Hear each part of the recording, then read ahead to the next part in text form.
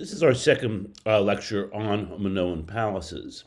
Once again, these palaces on Crete are extraordinarily important for Aegean archaeology and Aegean prehistory and the Bronze Age, because of the first time in the region we see stratified societies. That is to say, people living in upper classes, lower classes, and middle classes, and these palaces are certainly evidence for that. Today I'll talk about Knossos, which is where number 31 is. Festos, which is number 51, is down in the south here. And then Malia, which is number 27 here. This is just a shot of the second floor of the at Knossos. I just want to show you this because to give you an idea just of how sophisticated these buildings were. Various stories and of the building and stairwells, and where the various frescoes were displayed. Also, pay attention to the black columns there. Sometimes these Minoan columns are black, sometimes they're red.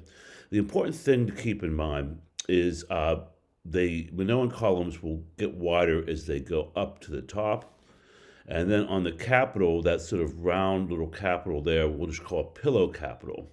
We'll see more extravagant versions of this, of different columns as we go through time. But this is a Minoan type column, and you need to be able to recognize it because it'll come into play with some other symbolism. Now, one of the great pieces of artwork is this dolphin fresco found on the Queen's Megaron. Megaron is just a ancient Greek word for large room. It's actually used in Homer. When Arthur Evans excavated the palace at Knossos, there he had a king's megaron, and then he had a queen's megaron. And basically, the only difference between these two rooms is that, this megaron had a bathtub in it, so he thought it must be for a woman. So I called it the queen's megaron. But take all of this with a grain of salt. Now, notice, however, that these 5 dolphins are jumping around with other fish as well. Let's look at a close-up here. First of all, we see a coral decoration on the top and the bottom, framing the image. But then that sort of mixes up our perspective of where these fish are in relationship to the surface of the water, etc. But in any case, they're very naturalistic, these dolphins, and they jumped. Throughout the Aegean, dolphins are quite common, and indeed, for a while in the late Minoan period, there'll be a period called a nautical or marine style, because they would paint so much, so many marine settings on their pottery, etc. And once again, what's interesting about these are that these various fish can be identified down to the species, so they are that precise. But also, and I want to talk about the idea, and we'll come back to this a lot, is that these are just paintings of nature. They are not political messages or propaganda of some sort, at least not as far as we can tell. Which is what you would be seeing in Egypt or Mesopotamia at this time. They just seem to be slices of life, which is a really charming aspect about of Minoan art. It'll be a little different with Mycenaean art in the next period, but not with the Minoan art.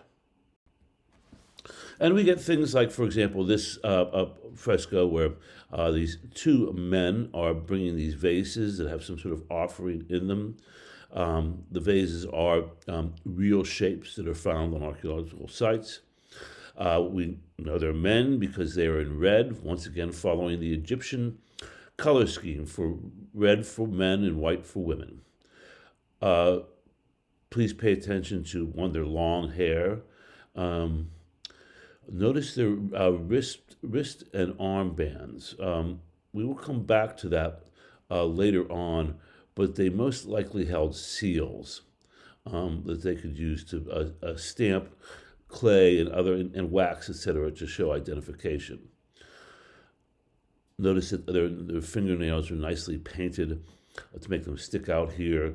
The white frontal eyes on the profile head. And then they're very Minoan kilts. And pay attention to these kilts because we will use them to identify Minoans in some Egyptian art, which is beginning to emerge. And the kilts are indicative of who they were as a people. And so here we see some sort of procession with men carrying vessels that we presume have something precious in them. Also notice the pastel colors. These colors are quite common in Minoan art. These blues and oranges and reds and yellows. Here's a very famous painting called the Grandstand Fresco. And what we see is a crowd of people. And if you look closely, you'll see that there are the red heads are of men. The white ones down here are women. And then much larger women are shown here in the center. We see Minoan columns here and things called horns of consecration, a word that Arthur Evans gave to these horn-shaped carved stones that decorate the palaces and reinforce the idea or the iconography of a bull. Notice again, once again, that the women are larger, and this indicates that they had a greater status in the society. And so, as I discussed in the last class, there are people that argue that this was a matriarchy.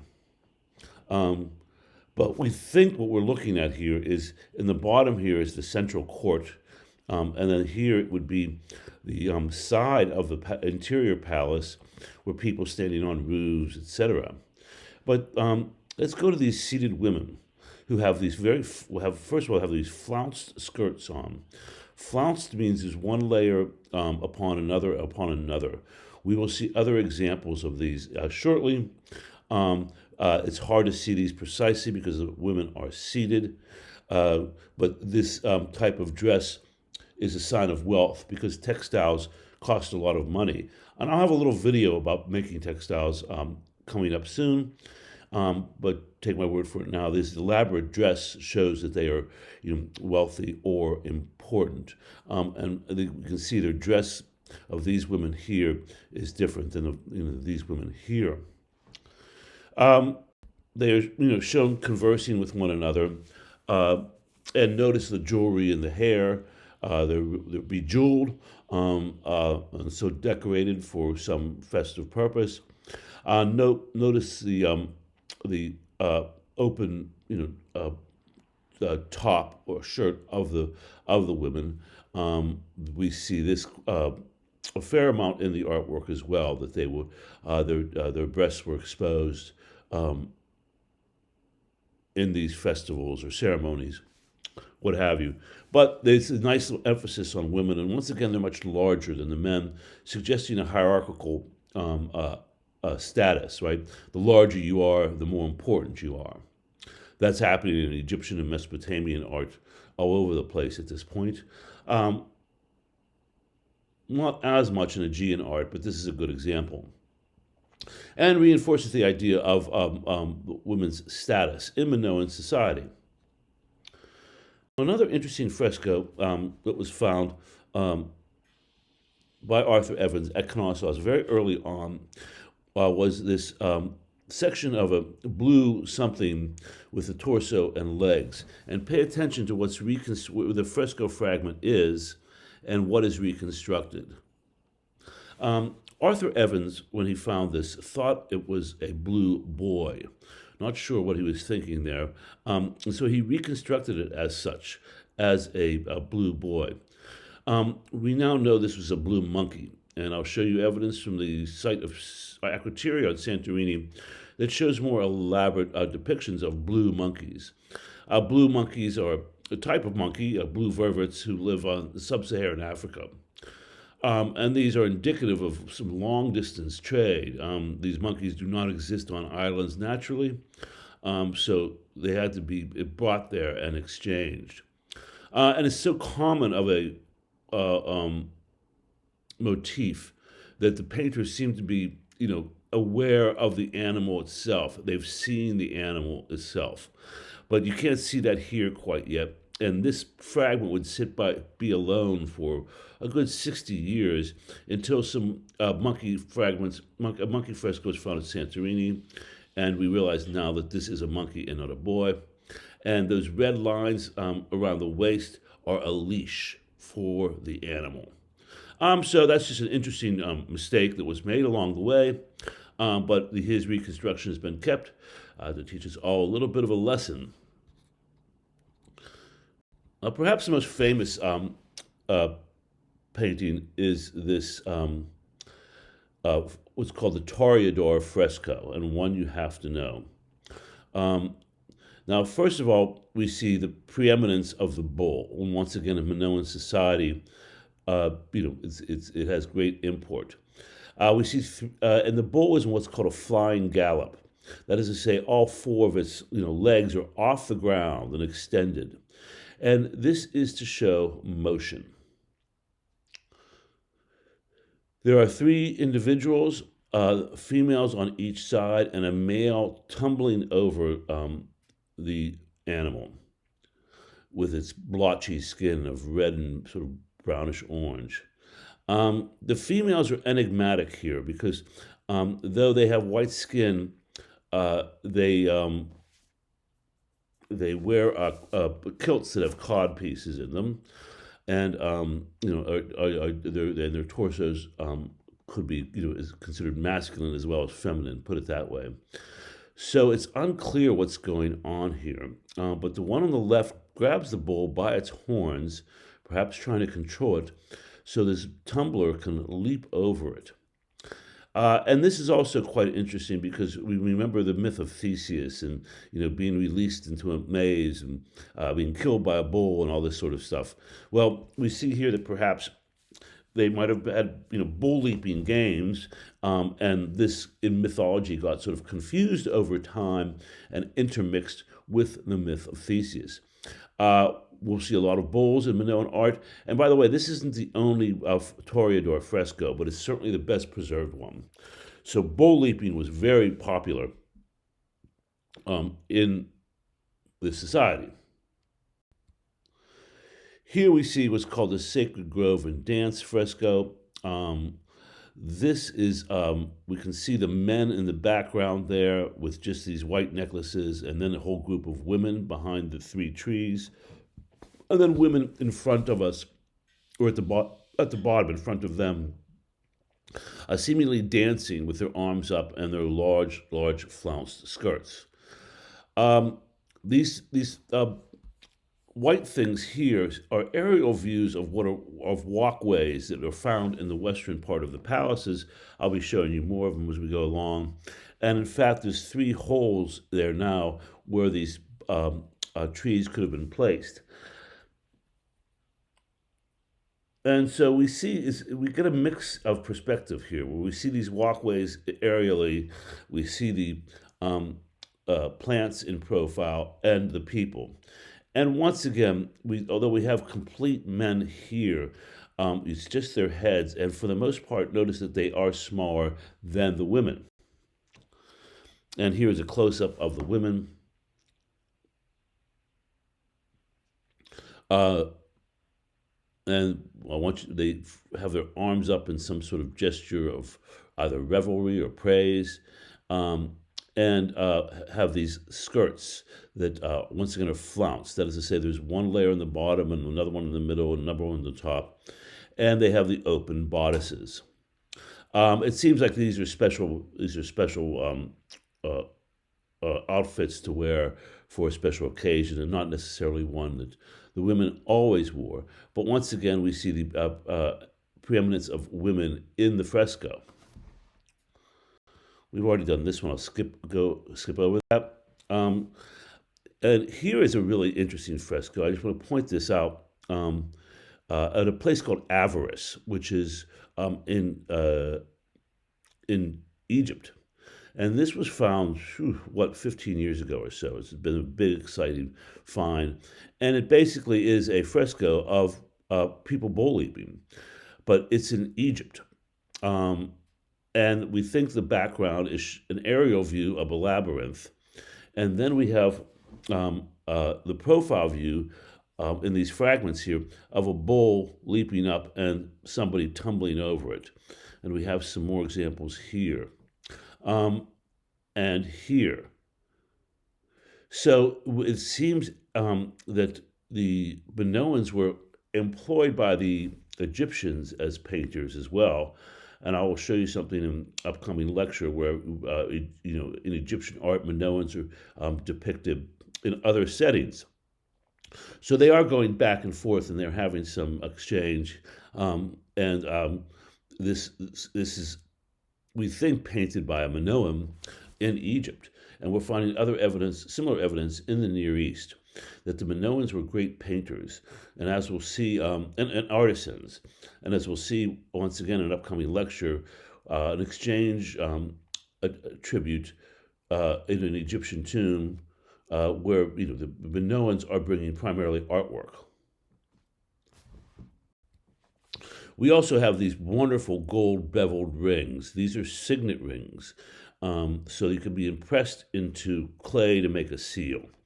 These are fairly large and they're gold. And we see here a scene of four women, well, at least three, one on each side. With the one on the right has a flounced skirt. It's hard to know what the character in the middle is, that smaller character. That could be a man. And he is in front of a little temple that has a tree growing out of the top. On the bottom, we see a woman in a boat propelling it along and has a temple in the boat as if she was carrying the temple. Um, this woman is referred to as the Potnia, Potnia. It just means the goddess. And so we see here, this is just one example, but there are many examples of what we believe to be a goddess depicted in their artwork. But it also shows, too, enormous amount of wealth. This is a lot of gold.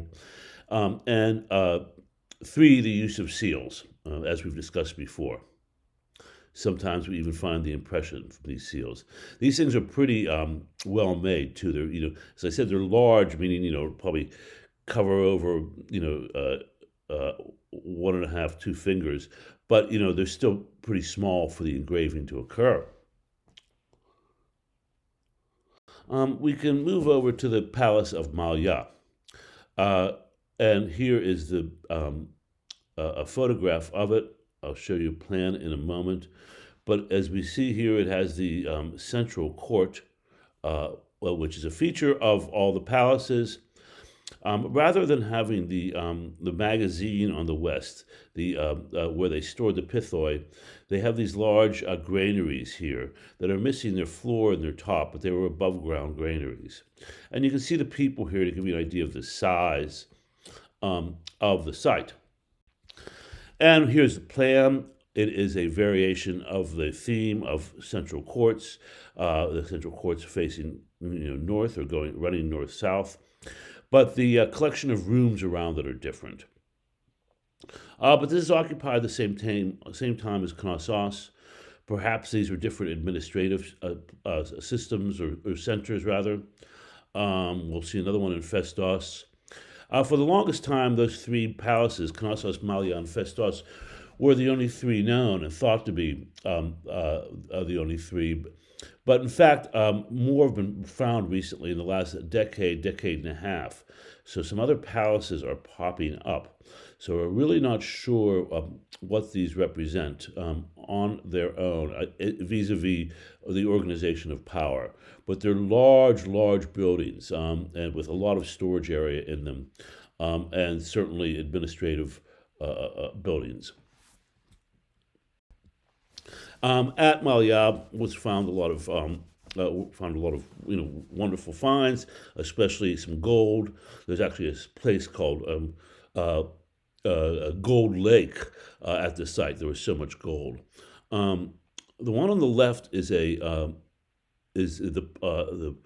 would be on the pommel of a sword, right? And this would be to protect your hand. And so then the sword would come through the center here. And it shows a leaper. You can see it more clearly on the bottom there, where he's bent sort of backwards around the hole, and he has his medium length hair, but a kilt, and he seems to be one of our leapers, like we saw with the bull leapers, some sort of gymnast. But notice, an interest in the human form, showing some musculature in the legs, etc., and showing the enjoyment of sport. On the right, we have this wonderful gold necklace with a pendant in the middle of it, separate, but in the middle here, found together, of two hornets that are joined together there, and make a symmetrical decoration. And so there's impressive gold pieces found from these, found at Maya, and once again as a sign of great wealth, and reinforcing the idea of different classes of people. Here's the site of Festos. Uh, a portion of this site is missing. We can see here is the central court, which runs once again north-south. But this is on a hill that parts of it have collapsed. It's clear on the next slide here, where you can see part of it is collapsed there, and it's taken away the corner of the central court and everything that was over here. And here's a plan of it. And you can see where the central court was, and then the buildings around it.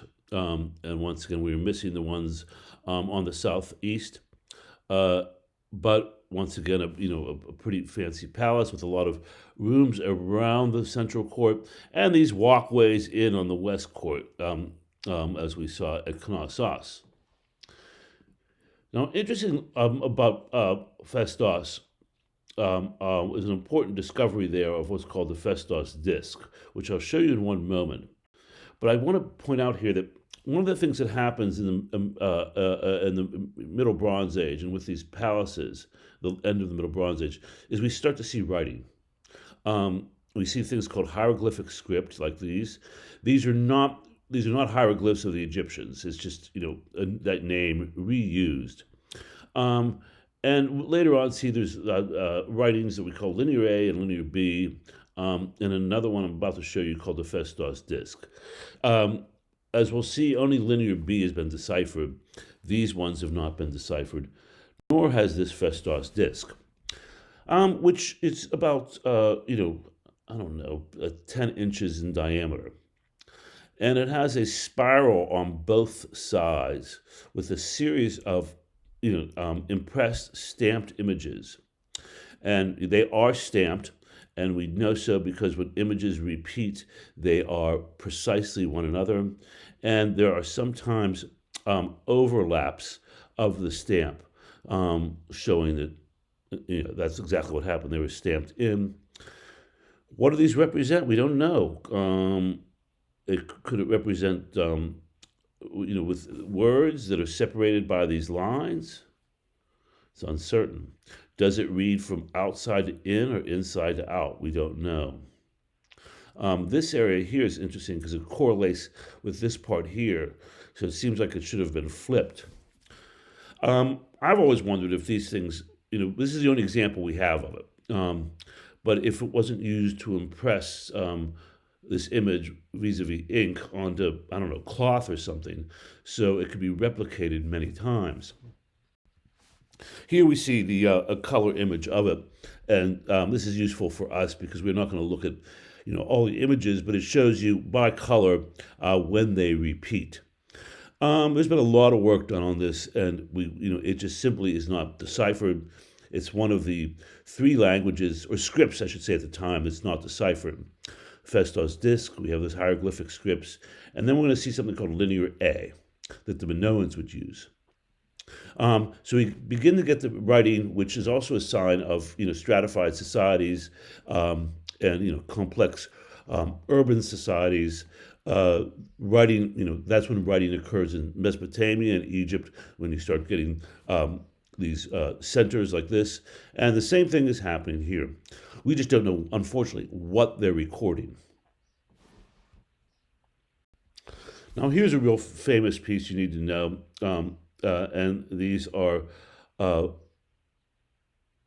the snake goddesses that were found at Knossos underneath floor pavers, actually right beside the throne room.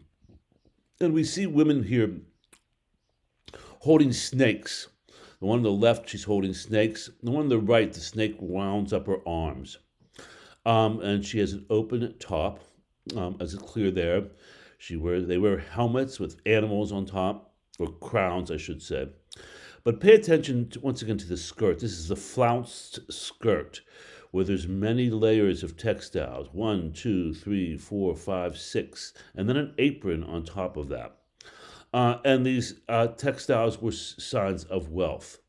And so here we see some sort of, we believe, a religious behavior of some sort, where this woman would dance with the snakes. And several of these have been found. I should also point out it's made out of faience, which is a new material for us. Faience is like a glassy clay. So when this clay gets fired, it produces a vitreous surface on it and makes it shiny, as we see with these women. So this is how we know, this is just another good example of a flounced skirt, and we see some sort of see women in prominent positions, so much so that these figurines would be made out of them and then buried beneath the ground to be protected in some way, not just randomly beneath the ground, but underneath pavers in a room adjacent to the throne room, which I've showed you in the last lecture. We also start to get specialized pottery, like Kamares ware, that only occurs at palaces. It's highly decorated, polychrome painting, and frequently quite garish decorations, like the one on the right, with flowers in it. But the colors are quite nice. And it's important. And by the way, Kamares ware is very thin-walled pottery, so this stuff was very delicate and was for special use. And the important thing about Kamares ware is that it's purely a palatial style. We don't find it in settlements away from the palaces. So it's indicative of a different type of society, a different type of material culture within the palaces. But you can always recognize the Kamares ware because of the bright colors. Notice the one on the lower left is actually replicating a wicker-like basket here, and with the handles that come up, but obviously as clay, they wouldn't bunch together to be held. We also start to get things like rhytons. Rhytons are these, we're going to see more of these, are these strange shaped vessels. They are, about 3 feet high, and they have holes on the bottom, which makes their function enigmatic. But we see them used in some other paintings, and we believe that some sort of cork would have been put into the bottom of them and, taken off in order to release some of the fluid inside. And these are wonderfully decorated stone vessels. The one under here on the left shows men boxing, so they're quite interested in sports. And that's shown in 4 different registers, but it's not well preserved. But they are shown punching it out and wearing helmets, etc. The one on the right is called the Zacro Rhyton. Zacro was where it was found. It shows what we believe to be a temple up on a mountainside with a gremia, or the local wild goat, around it. And these hilltop temples have been found, many of them, and this seems to be representing them. In general, they'll know that shape and the idea of a rhyton. It'll be used for a bowl rhyton, as we see here on the left. I want you to pay attention to that because that will be replicated. This is made out of stone. It's hollow, so you could hold it upside down, fill it up, and then liquid would come out of the mouth. The horns are covered in gold, to show you the wealth of this animal. We do know it's frequently in Homer, before a bull was slaughtered, the crowns would be decorated with gold in order to give it some honor. And then notice the incised decoration on it to show its hair. Um, so these are, and it's a Rhyton, and a strange Rhyton at that. But we'll see this repeated. And so I just wanted to pay attention to that as well. And the bull motif, of course. On the right, we see a cup called a chieftain cup. And there's a man presenting a staff to a boy on the left. I'm going to primarily show it to you just to, once again, show you these small kilts that the men wore and the long hair that they have. We're not sure what's going on, if this is some rite of passage or some sort of ritual.